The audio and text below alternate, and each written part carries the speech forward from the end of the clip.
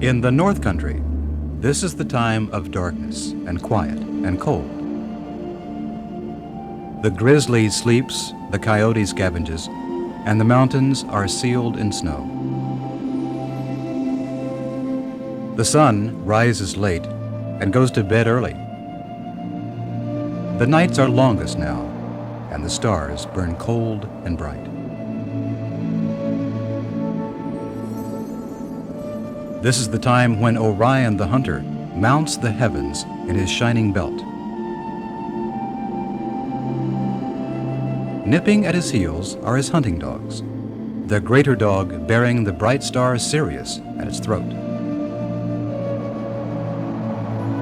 High above, the seven sisters huddle for warmth, near the great bull Taurus with his V-shaped head and his mighty horns. The twins are there too, and Auriga in his starry chariot, all marching together across the fields and pastures of the sky.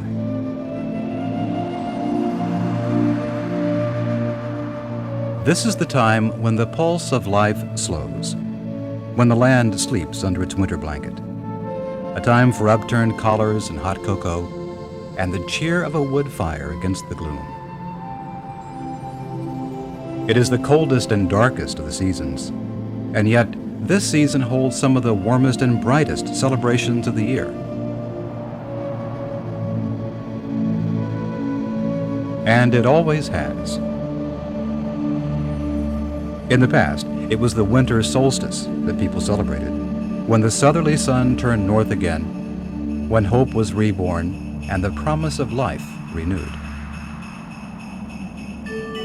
Today, we keep this season through the observances of Christmas, the Jewish Festival of Lights, and the raucous beginning of the New Year. Actually, the dating of our holidays and many of our modern traditions have their roots in the winter festivals of long ago. For in every age, it has always been our custom to turn this time of darkness into a season of light.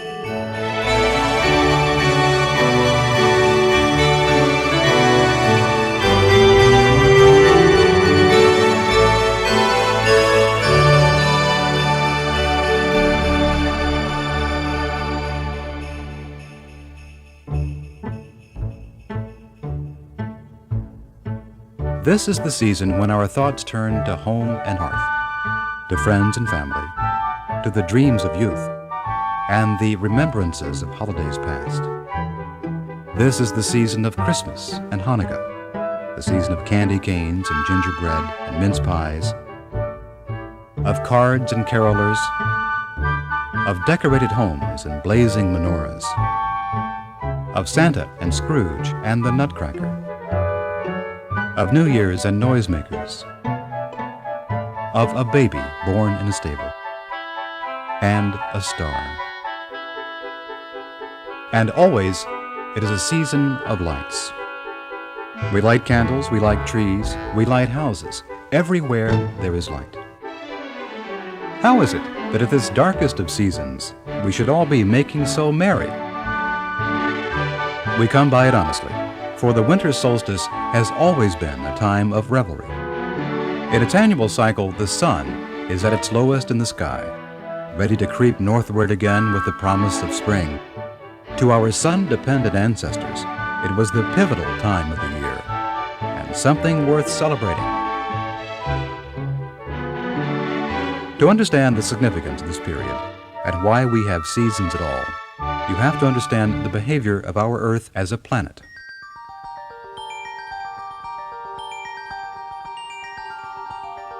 The Earth spins in space like a top, rotating once in the period we call a day. But the Earth doesn't quite spin upright in its orbit around the Sun. It's tipped over a little, 23.5 degrees from vertical.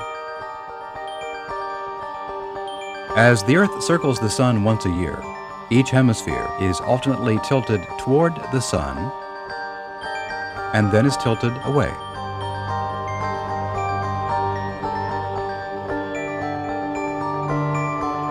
When our northern hemisphere is tilted sunward, the sun appears highest in the sky. It shines down on us most directly and warms us most efficiently, and we have the season we call summer.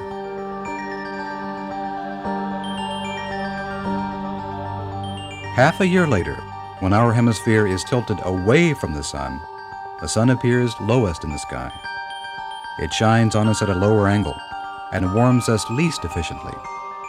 So the hemisphere cools and we have winter. Spring and autumn occur in between.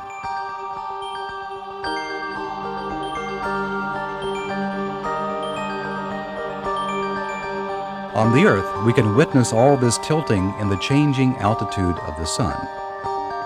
The sun makes its highest arc across the sky when we're tilted toward the sun, around June 21st, the first day of summer.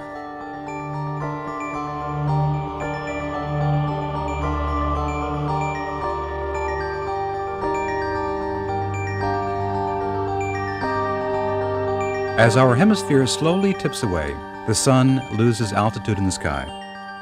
It rises and sets progressively farther south through autumn, and its midday arc is lower.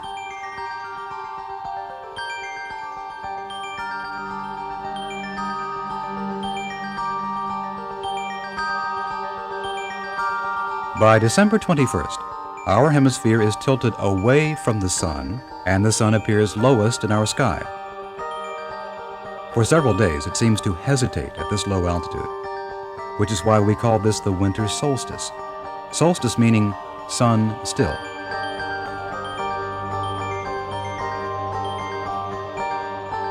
Then it starts northward again as our hemisphere tips back toward spring and summer.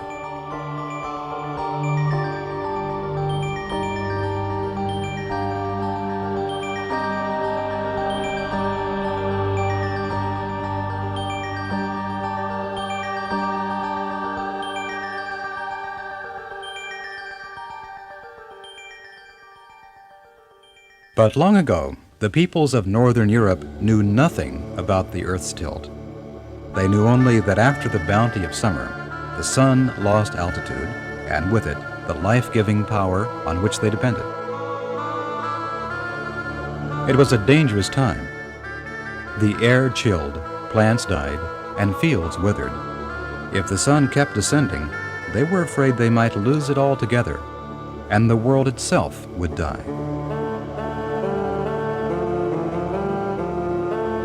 And so in early November, Celtic tribes lit great bonfires on hilltops as a sort of fiery encouragement to strengthen the sun in its battle with the powers of darkness and death.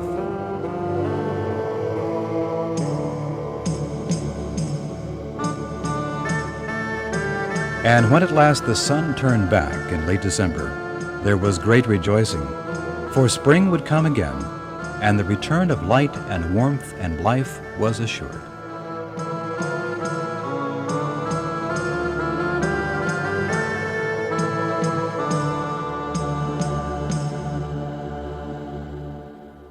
The Celts were not alone in their concern. In the American Southwest, the Hopi Indians also held ceremonies to coax back the sun. Each year, through careful observations, they determined in advance the date of the winter solstice to within a few days. This initiated a 16-day period of purification and ritual, conducted in their underground ceremonial chambers called kivas.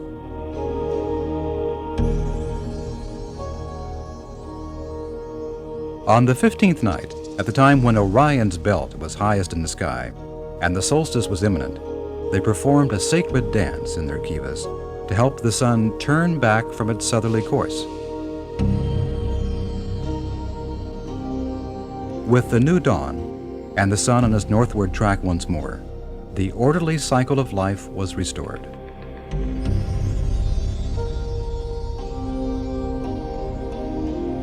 To these and other early peoples, this was serious business. The winter solstice meant renewal and continuation, and they felt their participation helped to keep the cosmic order. However, the solstice also signified the triumph of light over darkness, of life over death. That made it a time to celebrate, and perhaps the most spirited of the early solstice observances were those of ancient Rome.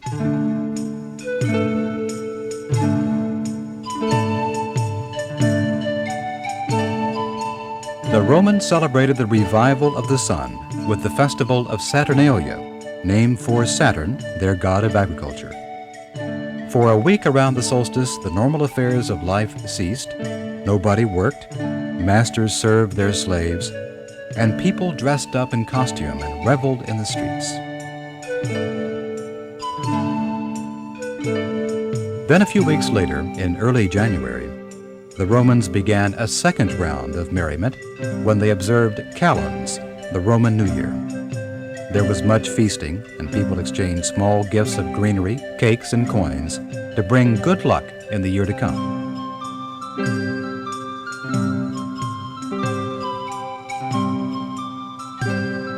We don't celebrate the winter solstice as much anymore.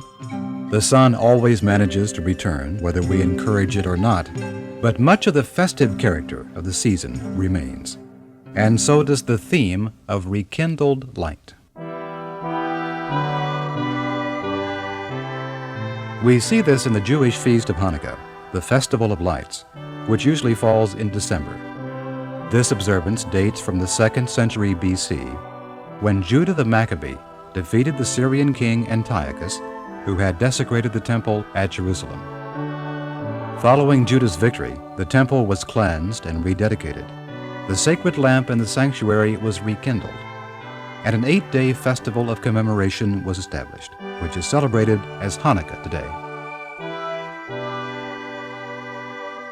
Incorporated into the holiday as its central ceremony is the lighting of the Hanukkah menorah, the Jewish candelabrum of 9 branches. The 9 candles of the menorah represent the relighting of the temple lamp by the Maccabee.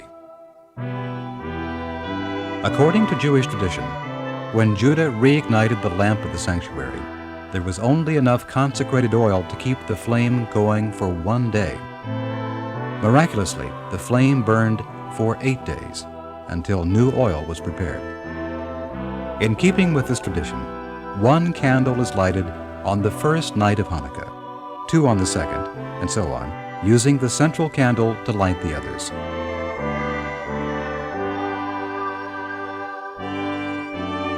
By the 8th evening, the Hanukkah menorah is ablaze with fire. It shines as a reaffirmation of religious freedom and as a symbol of the light of faith.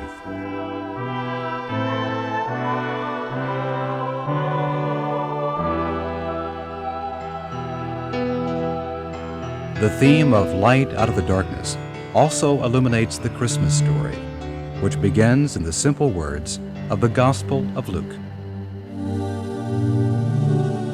And so it was that the days were accomplished that she should be delivered. And she brought forth her firstborn son, and wrapped him in swaddling clothes, and laid him in a manger, because there was no room for them in the inn.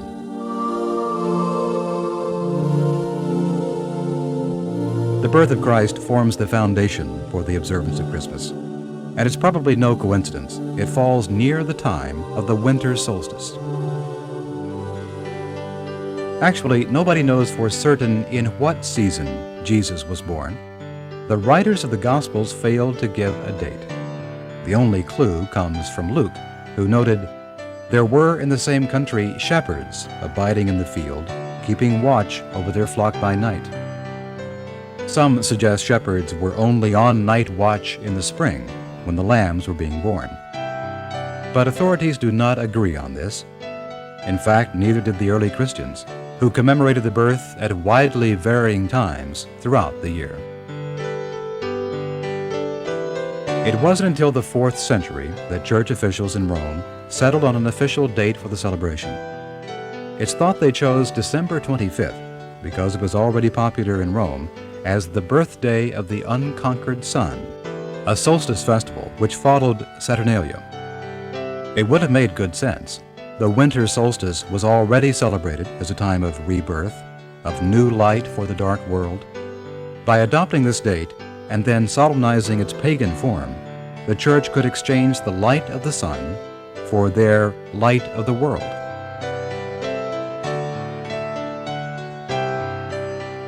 Eventually, December 25th was accepted as the date of Christmas throughout the Christian world. Yet there are still a few groups that celebrate the Nativity instead on January 6th, the Feast of the Epiphany, when the wise men visited. In some circles, this provided an excuse to celebrate all the days in between as well. And the time from Christmas to Epiphany Eve was known as the 12 Days of Christmas. Today, people seldom manage quite that much merrymaking, although its memory is preserved in the famous song with all those swans a-swimming and lords a-leaping.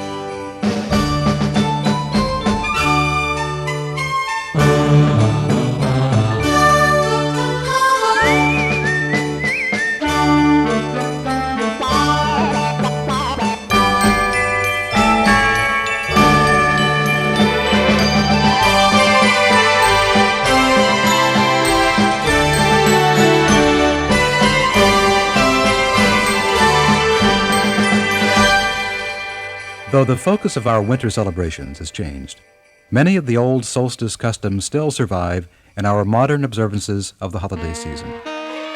For example, we still celebrate New Year's at the same time the Romans did, and in much the same way, right down to the noisemakers and the funny hats.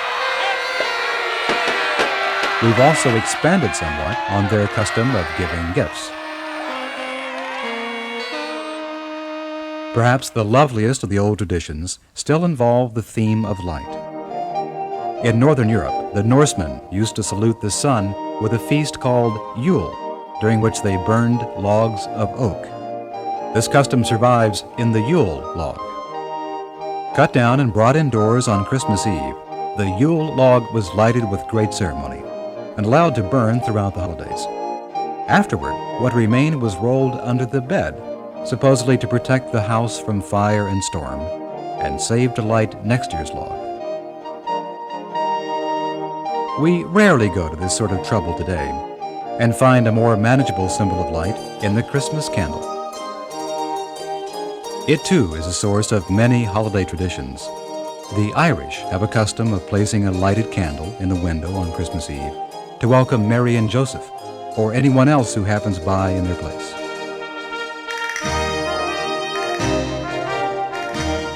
In the American Southwest, people practice the Mexican custom of burning luminarias, candles stuck in sand and paper bags, to light the path of Mary and Joseph. And their Christmas Eve observances end with Roman candles, as they set off fireworks in yet another display of light.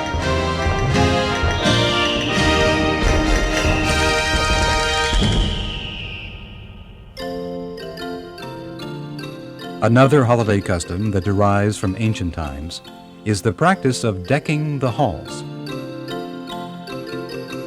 Evergreens were considered symbols of eternal life and proof the sun would return because they didn't lose their foliage in winter. That made them lucky, and Egyptians, Romans, and Northern Europeans all decorated their homes with greenery at the time of the solstice.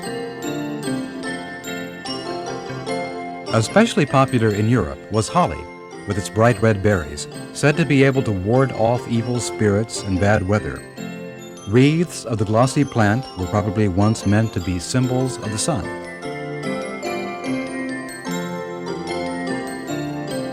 Also popular was the mysterious mistletoe, a parasitic plant that lives on trees. It was sacred to the Celtic priests known as Druids, who cut it from the branches of oaks at solstice time and gave it to their people. It was thought to promote healing and fertility, and to protect against evil curses. In Scandinavia, it was a plant of peace, and enemies who met beneath it threw down their weapons and embraced. From this may have come the custom of kissing under the mistletoe. Undoubtedly, the most famous bit of holiday greenery is the Christmas tree. It too has ancient models. Both the Celts and Romans fastened lighted candles and trinkets to trees during their winter celebrations. The modern version probably had its origins in Germany, where evergreens decorated with fruit were used in religious plays of the Middle Ages. Eventually, fancier trinkets and candles were added, and the Yuletide custom began to spread from Germany through Europe. The custom was imported to America by German immigrants, including the Hessian soldiers who fought for England during the Revolutionary War. From these beginnings, through the era of glass ornaments and electric lights, the Christmas tree has become one of the most popular fixtures of the holiday season.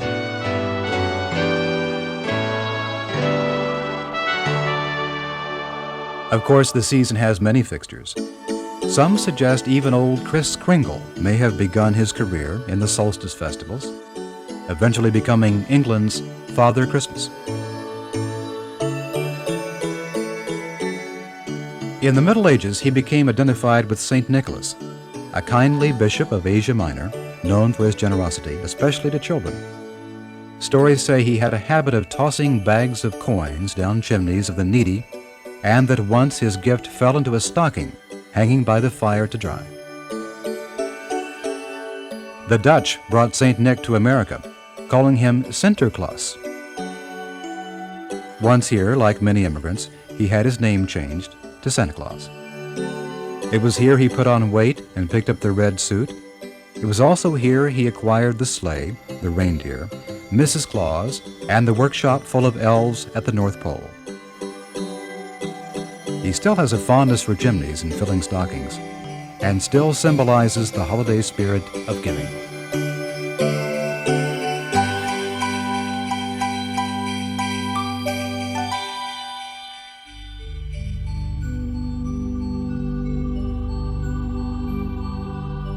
Sacred and secular, ancient and modern, these are the threads we weave today into our winter celebrations. And in these and other holiday traditions, we find our link with past generations who also sought to make a dark season bright.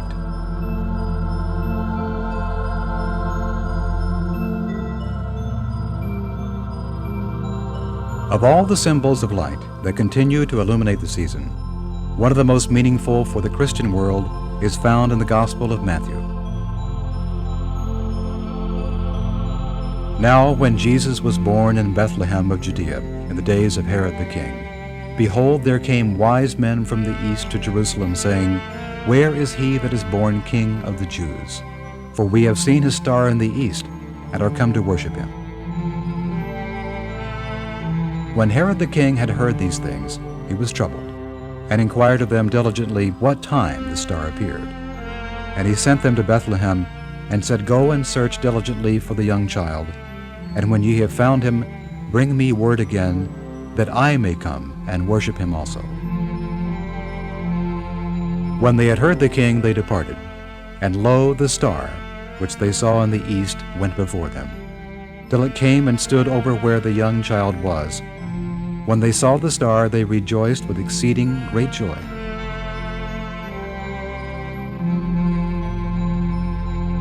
The Star of Bethlehem is another bright beacon of holidays, and has long been celebrated in the art, music, and literature of Christmas. Over the years, it has also prompted an interesting question. If the star could have been a naturally occurring event in the sky, what might it have been? After 2,000 years and little to go on, it's not an easy question to answer, but those who have tried offer some intriguing theories.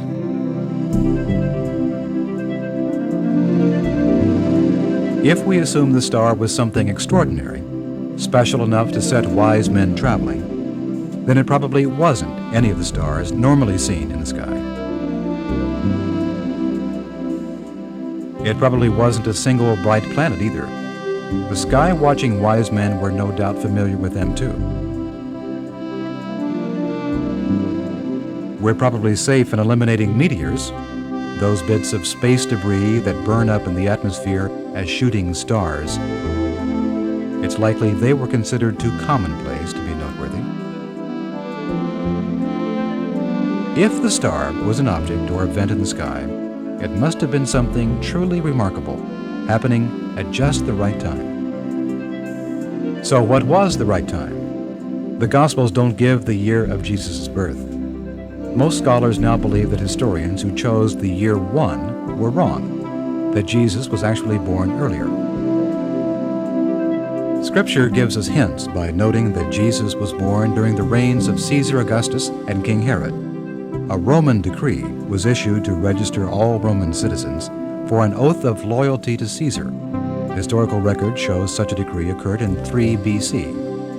Perhaps this was what sent Mary and Joseph to Bethlehem to register before Herod died. The time of Herod's death is hard to pin down. The writings of a Jewish historian indicate Herod died following an eclipse of the moon that occurred before Passover. Such an eclipse was visible from Judea in January of 1 B.C., when the moon passed directly through the Earth's shadow in space.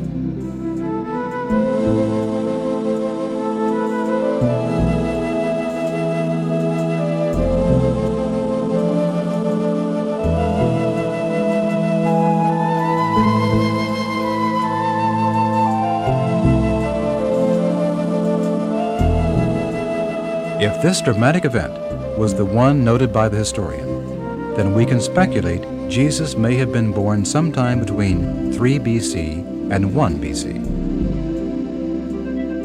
This establishes a possible time frame, but what might the wise men have seen at that time? Some have suggested they saw a comet. Comets are chunks of ice and dust that roam the fringes of the solar system. When some gravitational nudge sends them looping close around the sun, they heat up and send out luminous tails of gas and dust. A bright comet can be a glorious sight in the heavens and could have remained visible long enough to guide the wise men's journey. However, comets were almost universally regarded as evil omens, which makes them unlikely candidates, and none was recorded during our short time period for the birth of Jesus. Others have suggested the star may have been a nova, which means literally new star. Novae are double stars that can flare up thousands of times their normal brightness when one star spills gases onto the other. They appear briefly as newly visible stars in the sky. Even brighter are supernovae, old massive stars that blow themselves up in explosions that temporarily increase their brilliance millions of times.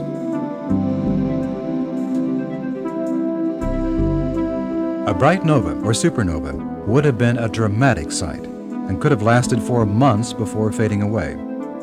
Unfortunately, there is none recorded in that time period, and we would expect Herod and his court to have been aware of so prominent a spectacle. Actually, Scripture implies it was only the wise men who found something significant in the sky. Could the star's important feature have been not brightness, but the meaning the wise men gave it? The answer may lie in who these men were and how they viewed the heavens. The term wise men is a translation of the word magi. Magi were learned priests of the Persian religion of Zoroastrianism. The followers of this religion expected a savior or Messiah, as the Jews did. As they took on Babylonian culture, they also came to believe in astrology. Like the Babylonians, these Persian priests watched the skies constantly. They believed by studying the movements of the planets in relation to the stars, they could interpret present and future events. Occasionally, faster-moving planets pass slower ones, appearing close together in the sky. These events are known as planetary conjunctions. The Magi likely considered them especially significant, perhaps significant enough to herald the birth of a Messiah. In the pre-dawn hours of August 12, 3 B.C., within our time period for Jesus' birth, an extremely close conjunction of Venus and Jupiter occurred in the eastern sky. The planets were in the constellation of Leo the Lion, near the bright star Regulus. In the beliefs of the time, both Jupiter and Regulus were associated with kingship, and the lion was a traditional symbol of the Jews, from whom the Messiah was prophesied to arise. Some scholars think the Magi could have interpreted this event as announcing a royal birth in Judea, and decided to seek out the newborn king. If so, they would have been encouraged by continuing signs in the heavens. As the nights passed, Venus scurried into the glare of the sun. But Jupiter remained in Leo, moving in its annual retrograde loop and passing Regulus 3 times over the winter, as if to emphasize the importance of the sign.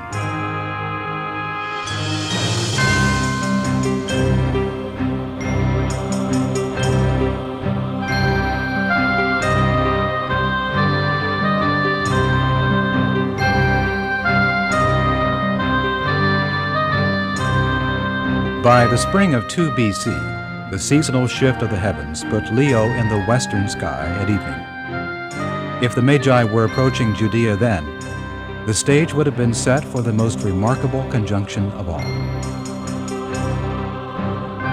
By then, Venus had looped around the sun and was moving into the evening sky toward Leo. The sign the Magi had originally seen in the east was beginning to recur in the west as Venus moved closer to Jupiter each night.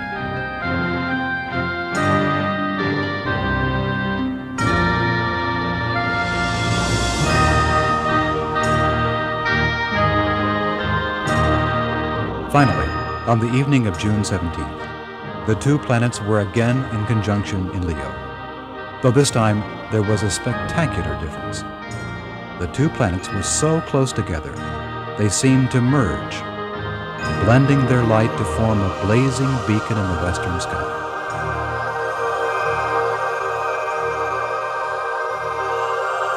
To the wise men, this rare sight could have seemed a shining confirmation of their quest, which concludes in Matthew. And when they were come into the house, they saw the young child with Mary his mother, and fell down and worshipped him. And when they had opened their treasures, they presented him gifts, gold, frankincense, and myrrh.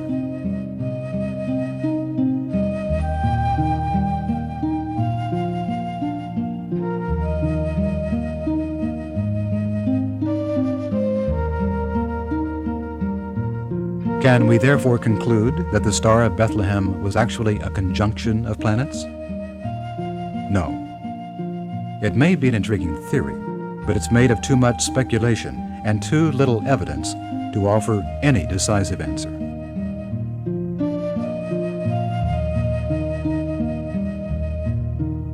Perhaps it's less important to know what the star was than to understand what it symbolizes. A light meant to banish the darkness, a hope for peace on earth, and goodwill to all.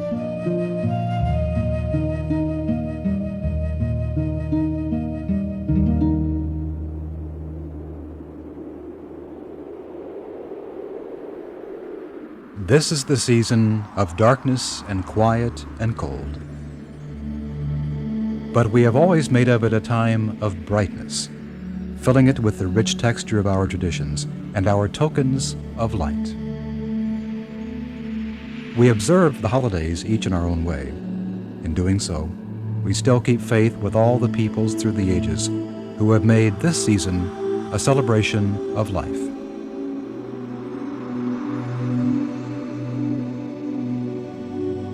And at this darkest and brightest of times, with its good wishes and good cheer, we too wish you peace on earth and goodwill. And most of all, we wish that all your seasons may be seasons of light.